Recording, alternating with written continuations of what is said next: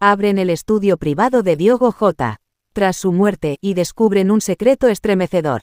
Esa fue la noticia que dejó en shock a todos los que lo admiraban, y a quienes aún no comprenden cómo un ídolo tan querido pudo marcharse de forma tan trágica. Nadie imaginó que tras esa puerta cerrada, ese pequeño espacio donde Diogo pasaba horas en silencio, alejado del ruido del mundo, se ocultaba mucho más que recuerdos. Lo que su esposa y su familia encontraron allí no era solo material deportivo ni papeles de rutina, sino algo que cambiaría la manera en que el mundo lo recordaría. Un cuaderno, un vídeo, una voz. Una despedida no dicha, una señal inesperada y una verdad que muchos ni siquiera imaginaron. ¿Por qué dejó ese mensaje? ¿Desde cuándo sentía que algo podía pasarle? ¿Qué quería que el mundo supiera y que nunca se atrevió a decir en vida? Este no es un simple recorrido por su estudio. Este vídeo es un viaje a la parte más íntima de Diogo Jota, esa que no salía en las cámaras ni en los estadios. Es el hombre detrás del futbolista. Es el padre, el esposo, el ser humano que dejó señales de un amor tan grande que ni la muerte pudo borrar. Quédate con nosotros porque en los próximos minutos descubrirás lo que se encontró en ese lugar prohibido. Lo que su familia calló, lo que la prensa nunca contó, y lo que Diogo dejó grabado para siempre. Bienvenidos a Secretos de Historia. Comencemos. Te juro que nadie quería entrar. Ni su esposa, ni los padres, nadie. Así empieza el relato de uno de los familiares cercanos de Diogo Jota, días después de su muerte. El estudio de Diogo era suyo. Intocable, nadie tenía acceso, ni siquiera Rute, él lo mantenía cerrado con llave. Siempre, la muerte repentina de Diogo Jota y su hermano dejó al mundo del fútbol en shock. Pero para su familia, lo que vino después fue aún más doloroso. La casa, los recuerdos, la ropa, las risas de sus hijos que ya no sabían si reír o llorar. Y ese estudio, esa puerta cerrada que parecía quemar con solo mirarla. Rute lo evitó durante días. Pasaba por delante sin atreverse a girar la manija. Era como si todavía estuviera ahí dentro. No quería borrar su olor. No quería entrar y sentir ese vacío. Pero había que hacerlo. Una mañana, después de dejar a los niños con su madre, volvió sola a la casa. Llevaba la llave entre los dedos desde hacía días, pero nunca se había atrevido a usarla. Esa vez lo hizo. Temblaba. Lloraba incluso antes de girarla. Y cuando finalmente abrió, el aire se le fue del cuerpo. El estudio estaba exactamente como él lo había dejado. Limpio, ordenado, con su laptop en la esquina, la taza de café medio llena, y una camiseta del Liverpool colgada detrás de la silla. No había nada raro, no había nada fuera de lugar, pero el silencio ahí dentro dolía diferente. Lo más fuerte, según ella, fue ver su chaqueta colgada en la percha. Parecía que iba a entrar en cualquier momento, como siempre hacía. Como si todo esto fuera solo una pesadilla. Revisar sus cosas fue un acto de valentía. No para descubrir secretos, no para buscar respuestas, sino simplemente porque necesitaba enfrentarse al último espacio donde él había estado realmente vivo. En ese estudio, Diogo pasaba horas. Se aislaba para estudiar partidos, revisar jugadas, leer, incluso hablar por videollamada con su entrenador o amigos. Ese lugar era su cabeza, su mundo. Los medios decían muchas cosas, pero nadie sabía cómo vivía Diogo cuando se apagaban las cámaras. Y ahí, entre ese escritorio, los documentos, sus auriculares, estaban todas esas pequeñas pistas que confirmaban lo que ya todos sabían. Era meticuloso, responsable, callado, y muy, muy humano. Su esposa se sentó en su silla. Tocó el teclado, abrió el cajón, vio papeles sueltos, fotos con sus hijos, una boleta del colegio, un ticket del último viaje familiar. Todo tan cotidiano que dolía. No encontramos secretos, no había misterios. Lo que sí encontramos fue su esencia. Cada detalle hablaba de él. Un estuche con bolígrafos ordenados.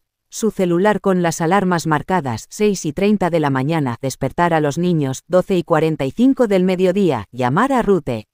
Rute rompió en llanto cuando vio esa alarma.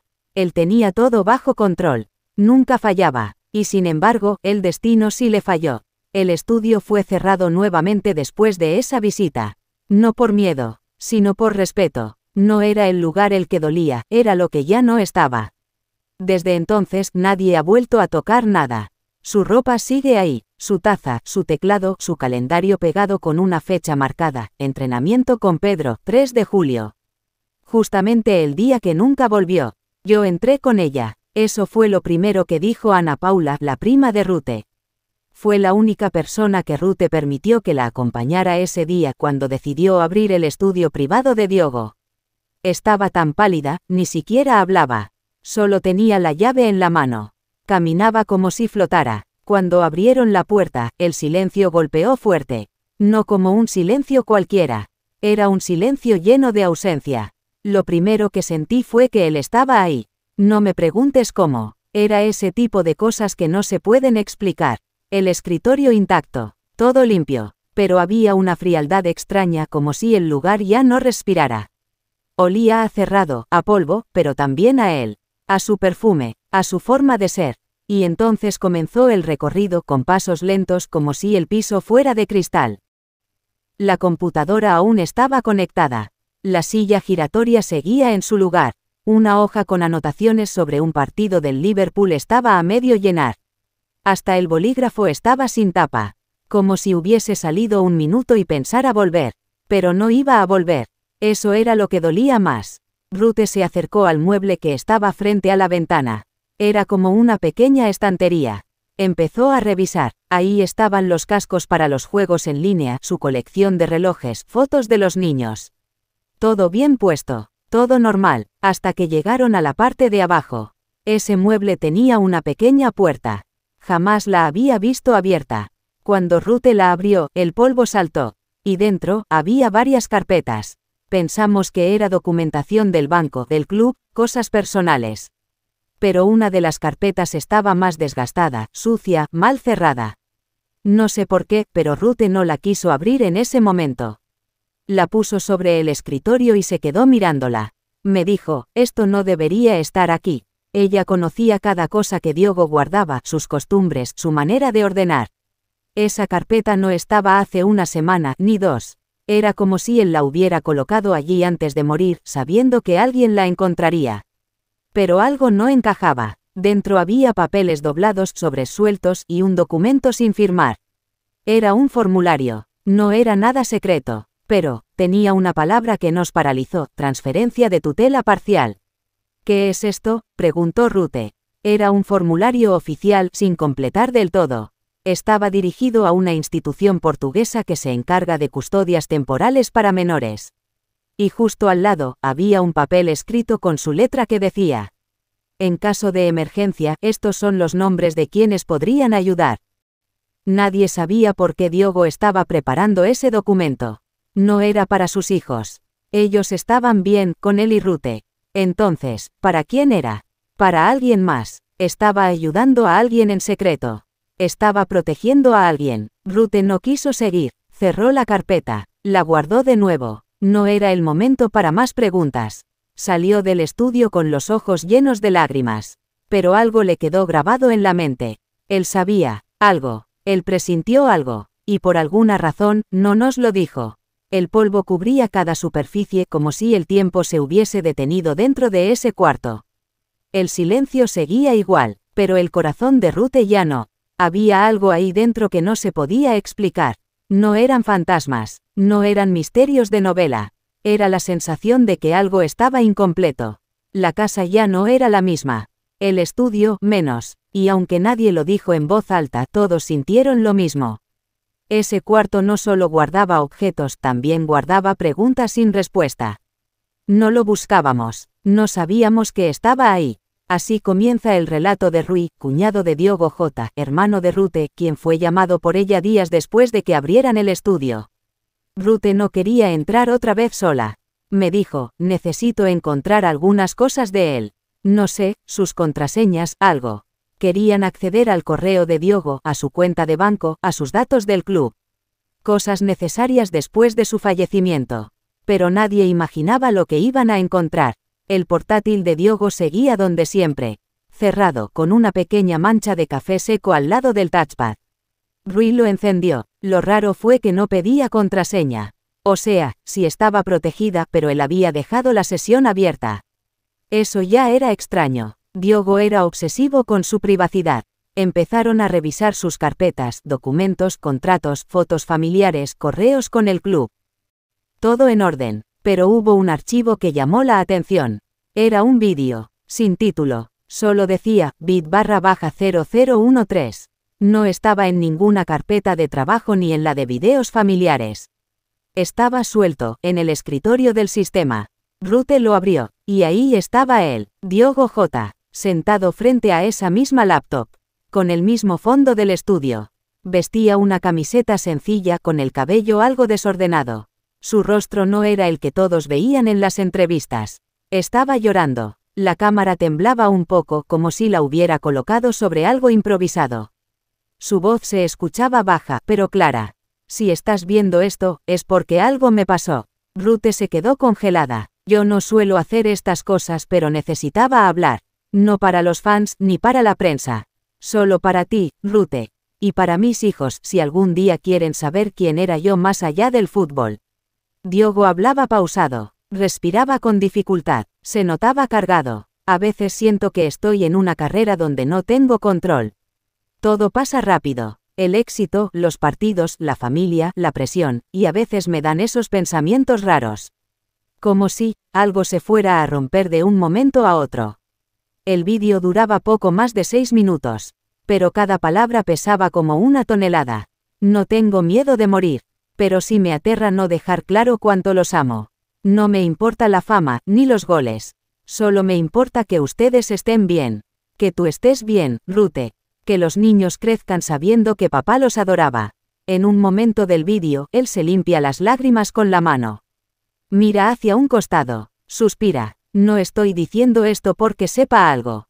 Solo, algo me duele aquí dentro. Como si algo se acercara y no pudiera detenerlo. Fue en ese momento que Ruth se derrumbó. Verlo así, tan humano, tan frágil, tan sincero, fue más duro que todo lo anterior. Rui, con los ojos rojos, pausó el vídeo. No sabíamos si seguir viéndolo. Pero lo hicieron. Si algo me pasa, protege a los niños. Diles que siempre estuve con ellos. Que sus nombres eran mi fuerza. Diles que su papá los amó cada segundo. No dejes que el ruido del mundo los confunda. Solo tú sabrás lo que es real. Las palabras parecían dichas desde otra dimensión. Desde alguien que se despedía sin saber cuándo ni cómo. Y tú, Ruth, tú fuiste mi paz. Nunca lo olvides. Fin del vídeo. Ruth se quedó mirando la pantalla varios minutos sin moverse, sin parpadear. No sé cuánto tiempo pasó, pero cuando volvió a hablar, me dijo, este vídeo no es para el mundo, es solo para nosotros, pero ahora sé que él lo sabía, y en ese momento, el estudio ya no era solo una habitación, era un lugar donde Diogo había dejado lo último que tenía, su voz, su miedo, su amor. Ese vídeo no fue mostrado al público, ni siquiera a los medios. Solo los más cercanos lo han visto, pero para su familia, fue todo. Él se despidió sin saberlo, y nos dejó justo lo que necesitábamos para seguir respirando. Desde entonces, el estudio ya no se cerró más, ya no era un lugar de dolor, era el espacio donde su voz seguía viva. Yo no sabía que Diogo escribía. Eso fue lo primero que dijo Ruth cuando encontró el cuaderno. Estaba dentro de una gaveta del mueble donde él guardaba sus cosas personales. Nada llamativo, sin candado, sin etiquetas. Era un cuaderno sencillo con tapa roja y esquinas gastadas. Ella lo reconoció de inmediato, aunque jamás lo había abierto. Él lo tenía desde hace años, pero siempre decía que eran solo apuntes de fútbol. Tácticas, cosas del club, pero cuando lo abrió, descubrió que no era nada de eso. Las primeras páginas sí eran tácticas, esquemas de jugadas, nombres de compañeros. Pero luego empezaban los escritos personales. No eran poemas ni cartas, eran pensamientos sueltos. Reflexiones, cosas que nunca dijo en voz alta. Había frases como, hoy me siento lejos, aunque estoy aquí, o, no quiero que mis hijos me recuerden solo por los goles. Ruth leía con las manos temblando. Era como leer el alma de alguien que ya no está. En una página hablaba de sus dolores físicos. No se lo decía a nadie, pero había días en que apenas podía moverse del cansancio. En otra confesaba que a veces quería desaparecer por un rato. No por huir, sino para volver a encontrar su centro. Pero lo que más la marcó fue una línea escrita con tinta negra, sin tachaduras. Si algún día no regreso, cuídalos como si fueran los tuyos. Porque tú los criaste igual que yo. Esa frase la derrumbó. Era su forma de agradecer, de cerrar un círculo. No había secretos sucios ni confesiones escandalosas. Solo un hombre tratando de poner en orden lo que llevaba dentro.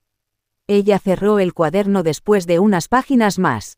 Lo guardó donde lo encontró. No lo quiso mostrar a nadie. No todos los secretos son para contarse. Algunos, solo se sienten. Y ese cuaderno, más que un objeto, se convirtió en una prueba silenciosa de que Diogo Jota fue más que un jugador, más que una estrella. Fue un ser humano con miedo, amor y una necesidad profunda de dejar huella, incluso en lo más pequeño. Hoy, ese cuaderno rojo sigue ahí, intacto. No por olvido, sino por respeto. Porque a veces los secretos más profundos son los que más nos hablan. A veces no hace falta una vida larga, sino una vida que deje huella. Eso dijo Rutte, mirando hacia el campo vacío del estadio donde Diogo jugó tantas veces. Ya no había público, solo silencio y recuerdos. La muerte de Diogo Jota dejó una herida profunda no solo en su familia, sino en millones de personas que lo admiraban. Pero con el paso de los días algo comenzó a florecer entre tanto dolor, su legado. No solo fue un delantero brillante, no solo fue parte del Liverpool de la selección portuguesa, ni un goleador. Fue un hombre que amó con fuerza, que cuidó a los suyos, que pensaba más allá de la cancha. Los mensajes que dejó en su vídeo, las frases escritas en su cuaderno rojo, las alarmas en su teléfono para no olvidar a sus hijos, todo hablaba de lo que verdaderamente era importante para él. La familia, la humildad, el respeto por la vida. El club organizó una ceremonia privada. No fue pública, no fue masiva. Fue íntima. Sus compañeros dijeron que nunca conocieron a alguien tan comprometido y tan silenciosamente generoso. Uno de los jóvenes del equipo reveló algo que nadie sabía. Diogo lo ayudó económicamente sin que se enterara nadie. Le pagó un tratamiento médico a su hermana menor. Nunca se lo dijo, solo lo hizo. Eso era Diogo, un hombre que creía en hacer el bien sin anunciarlo. Sus hijos, aún pequeños, no entienden todo lo que ocurrió. Pero cada vez que preguntan por su papá, Rutte les dice: tu papá está en todo lo que somos. Está en el abrazo que damos antes de dormir, en la canción que cantamos en el auto, en ese balón con el que juegan en el jardín. Y es que algunos legados no se guardan en trofeos ni en vitrinas, se guardan en el alma, se vuelven parte de quienes fuimos tocados por su paso. El estudio, la carta, el vídeo, el cuaderno, todo quedó ahí, como un mensaje que no pide ser gritado, sino recordado en silencio, porque Diogo no fue solo una estrella fugaz, fue una luz que aún guía, incluso desde la ausencia. Hoy su familia sonríe con lágrimas, porque aunque él ya no esté, su amor, su voz y su forma de vivir siguen allí, más vivos que nunca, y como dijo su esposa, ese último día, tal vez no lo tuvimos para siempre, pero tuvimos lo mejor de él, y eso nunca se va. Gracias por acompañarnos en este homenaje a Diogo Jota, no solo como futbolista, sino como esposo, padre, amigo y ser humano. Te habló tu canal Secretos de Historia. Si este vídeo tocó tu corazón, suscríbete, compártelo, y dale like. Nos ayudas a seguir contando las historias que merecen ser recordadas. Hasta la próxima.